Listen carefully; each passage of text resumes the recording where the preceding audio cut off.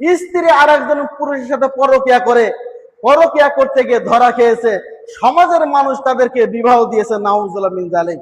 সমাজের মানুষ বলে বিচার করে দিয়েছে, বড় বিচারপতি হয়েছে। অথচ ইসলামী শরিয়াত হলো, কোন স্বামী যদি মারা যায়, স্ত্রী 3 মাস 4 মাস 10 দিন কি করবে? ইদ্যত পালন করবে, তার আগে বিবাহ করতে পারবে না।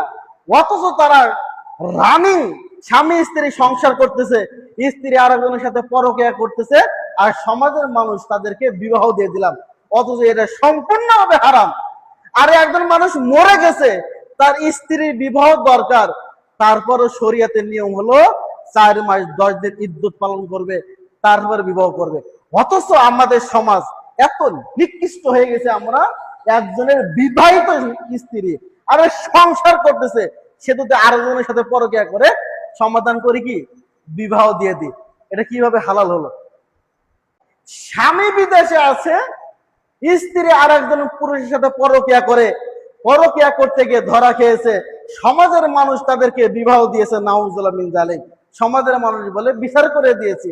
অথচ ইসলামী শরিয়াত হলো, কোন স্বামী যদি মারা যায়, স্ত্রী 3 মাস 4 মাস 10 দিন কি করবে?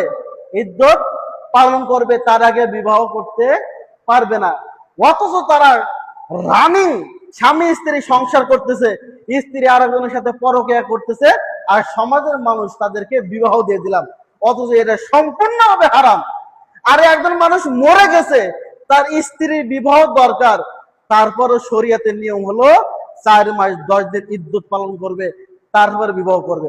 অথচ আমাদের সমাজ এত নিকৃষ্ট হয়ে গেছে, আমরা একজনের বিবাহিত স্ত্রী আরে সংসার করতেছে, সে যদি আরেকজনের সাথে পরকিয়া করে, সমাধান করি কি? বিবাহ দিয়ে দিই। এটা কিভাবে হালাল হলো?